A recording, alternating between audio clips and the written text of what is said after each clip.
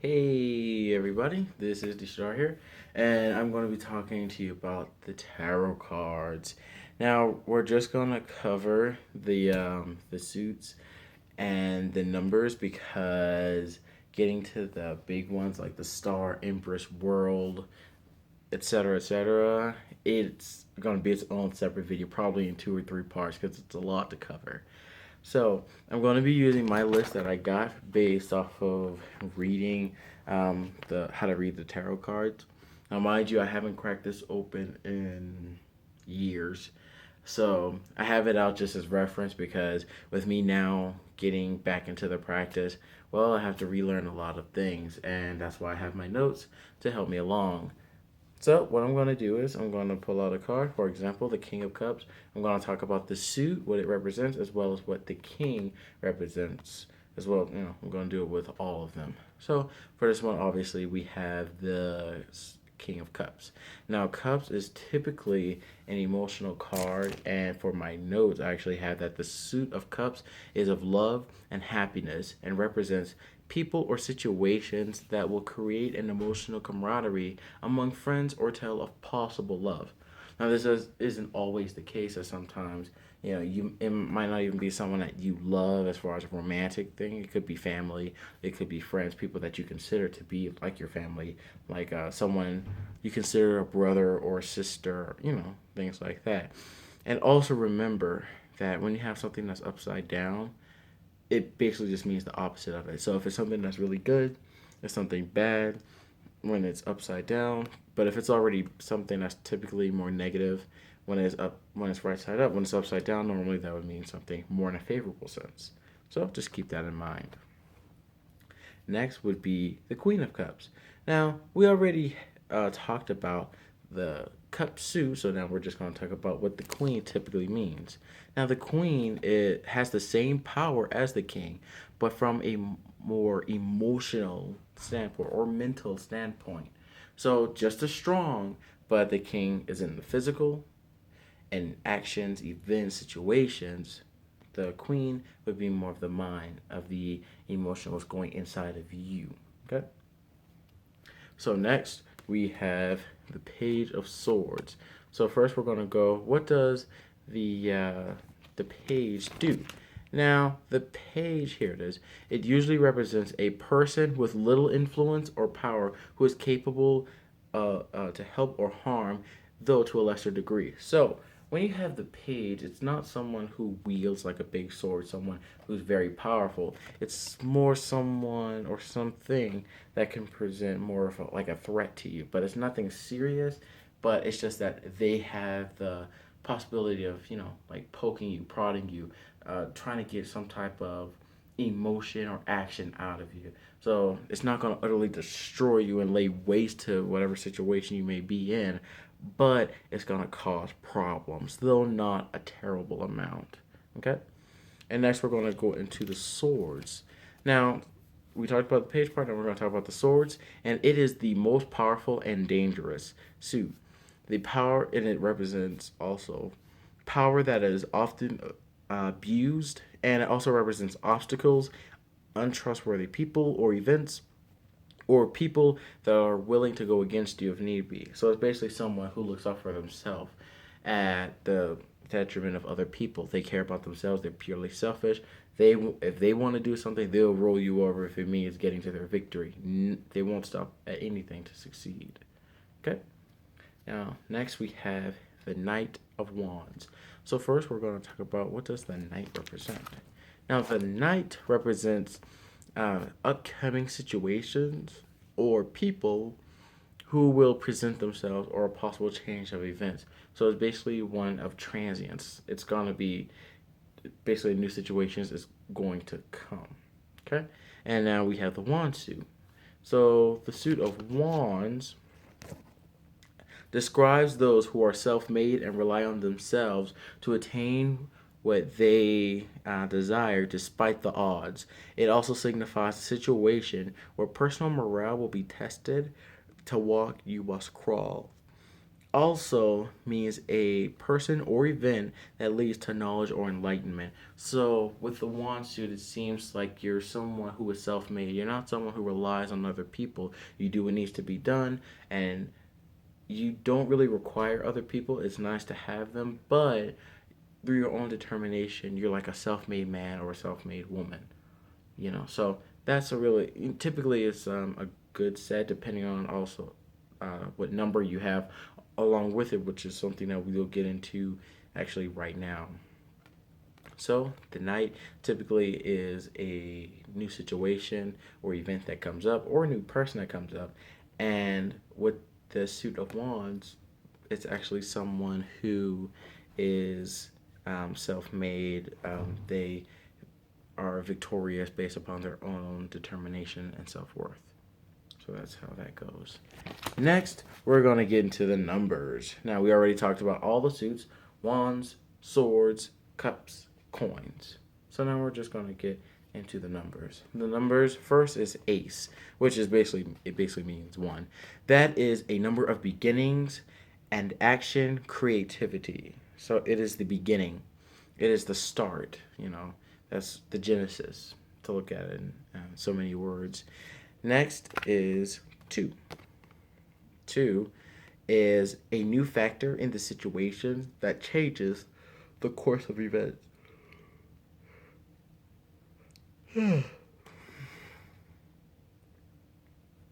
Here we have two, and two is a new factor in the situation that changes the course of events, which is kind of ironic because you look here, you see someone who's holding two coins, actually, yeah, holding two coins and has a has a bicycle, and is moving. So, a new factor being brought in, which is actually a perfect card to choose in this instance. Next, you have the number three.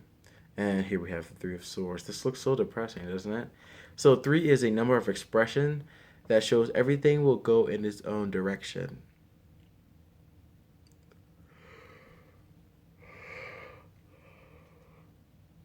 Oh.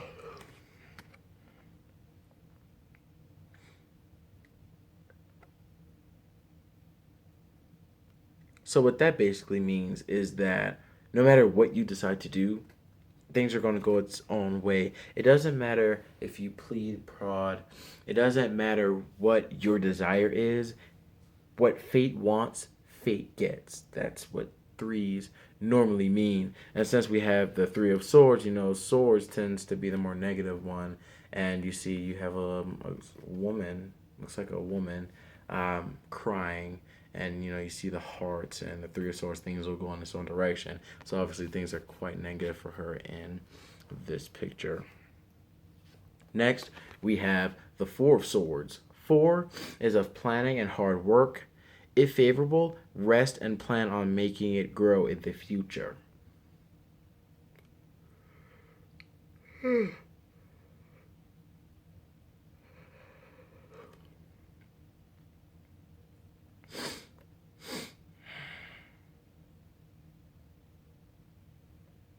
So, as you can see in this picture, basically what this is a sleeping man. Now, he looks quite uncomfortable being on, the hilt of swords, the end of swords, but it's basically of rest, rejuvenation. He's getting himself together, and he is not dead because, obviously, well, even though it's swords, it just means that someone's resting, they're in a resting phase, or they're being forced in a resting phase.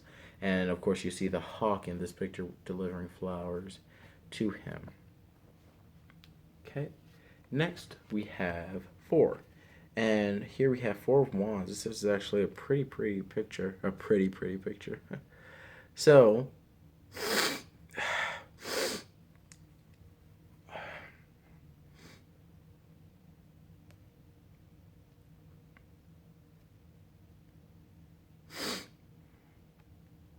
four would be of planning and hard work. If favorable, rest. Oh, it looks like I chose two fours. My mistake, guys.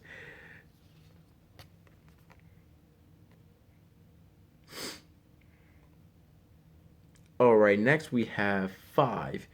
And 5 is of movement and sense of adventure, not necessarily a good one, a number of dramatic movement or events.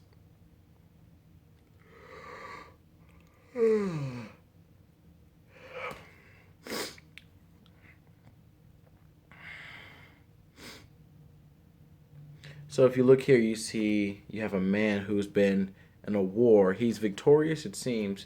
So obviously, this is something very dramatic that's happened in someone's life, be it physical or emotional. Someone's been in a situation where there was a lot of calamity, but they were victorious in the end. If it's right side up. Now it's very interesting as you give the mean as I give the meaning of the cards, how these pictures are perfectly depicting it. So it just goes to show that there's a system to it. So we have 5. Next would be 6. 6 is a number of harmony and quietness, even possible romance. It's a period of peace after drama and tying things together. So here you have someone who's trying to give balance in this case. You see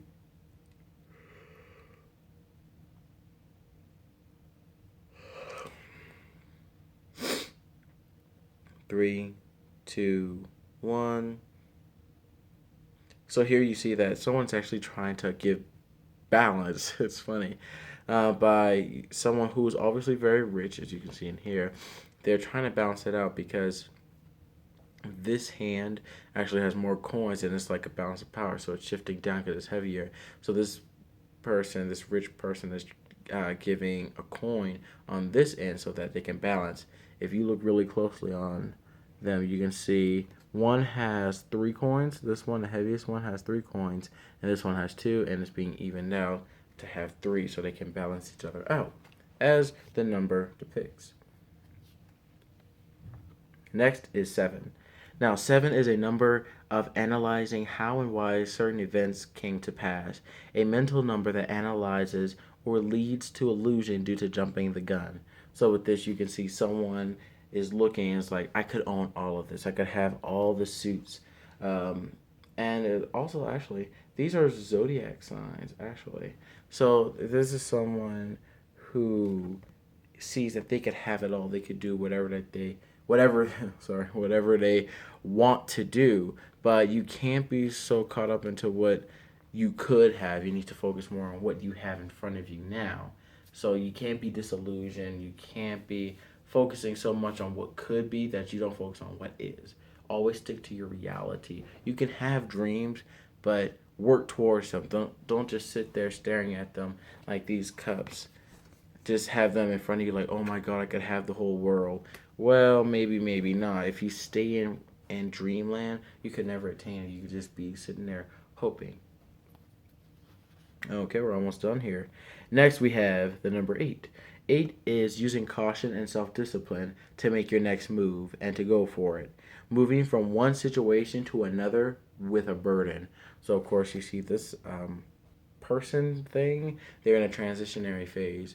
So it looks like they started, well, it might be started or ended, depends if they're going up or down in the water. But it's someone who was one thing before, but the situation, which could be signified by the water, as they rise up or go into the situation, they are transformed. So they're not the same person or thing, depending on if he's entering or exiting, that he was before. It's something different now.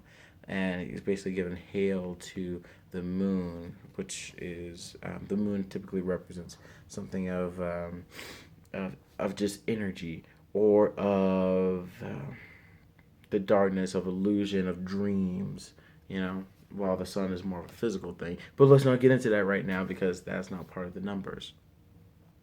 Next, you have 9.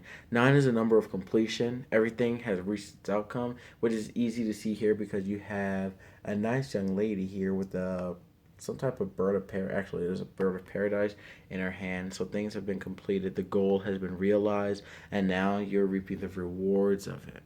Okay? So 9 is a number of completion. 10 is the emotion behind the end result when you reflect on actions taken. So obviously we have the Ten of Swords here, and as this person appears to be thinking, they're being haunted by regret. They're being stabbed because they're being forced to deal with the emotional or physical consequence of whatever action was taken. The aftermath, essentially, is what that would be. So these are all the cards, and it actually took 15 minutes. Wow, this is a long video talking about the suits. Now I'm actually going to have this printed out on issue.com. I'll have the links below in the description so you guys can check it out and actually see some of my stuff. I had one before, but I ended up deleting it regrettably. So I'm gonna go ahead and try and just start it up and have different books and different notes that I personally have and still have here in my book Shadows for you guys to look at if you want to. And you can share it. For some of them, I'll allow a download. So look forward to that. Like I said, look in the links in the description, and you will be able to see the tarot card correspondences, which would be a good title for this video now that I think about it. So, anywho, this is D. Shadar here. Thank you for watching my video. Please like, subscribe, and post something in the comments so that I can know, what do you think about this? You know, what books do you read when it comes to tarot card reading? Do you have a favorite deck that you use? And why do you have it? How did you come across it? I already talked about my journey to getting the deck that I have. I actually got this, I bought this deck, but the original one, it wasn't this same exact deck, but it was another deck that I got from a friend of mine, and when I saw it, it was so beautiful, I was like, I need to have this deck. So I've never seen something so beautiful as far as the decks are concerned. So I just want to share that. But I'm going to be talking in the next video, probably next week or so. Just stay tuned for it. It might be at the end of this week, or it might be at the beginning of next week. I'll talk more about the tarot cards because it's a lot to go through. So this one was just the general correspondences, so you can get a good idea and good grasp on what they mean, the basic meaning. But as you start mixing and matching the different cards together when you do your different layouts, you can see that they start to interact with each other and make a story. But that is something that will be left for another day. But for now, I'd like to thank you for watching. This is D. Shadar here. Have a good day.